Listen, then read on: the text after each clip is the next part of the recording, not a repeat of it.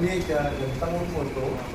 साहेबांनी अतिशय उत्कृष्टपणे प्रत्येक विभागाबाईज म्हणजे त्या ग्रुपमध्ये कधी पाणी येणार, कधी किती आहे, लेवल किती आहे, कुठल्या पद्धतीने पाणी कुठल्या भागात जाणार ते साहेबांनी आत्तापर्यंत म्हणजे मी काय बघितलेलं नव्हतं कुठल्या साहेबांनी टाकलेलं. पण या साहेबांनी मात्र एखादी म्हणजे कुठली गोष्ट विचारली अतिशय सक्षमपणानं काम करत आहे. हो, त्याच्याबद्दल लोकांचं काही कारणच नाही. कधी कधी भीती वाटते तर विधानसभेला उभे राहतील की काय. त्याच्यामुळं साहेबांच्या कामाबद्दल मी जे ऐकतोय ते अतिशय सकारात्मक आहे, अतिशय चांगलं काम करत आहे.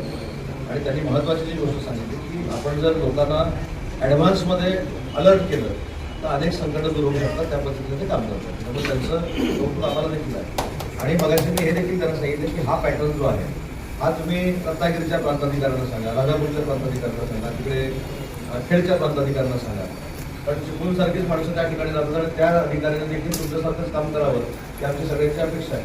साहेब ते बदलीला आता किती असले तरी त्यांना मुदत वाढते. त्यांचं खातं भाजपकडे आहे. तुम्ही सांगितलं नाही, माझ्यापेक्षा भाजपमध्ये हा ते मंत्री बसतील पण ते चांगलं काम करत आहेत. आणि अधिकाऱ्यांच्या काय जर अपेक्षा असतील तर अजून सांगा.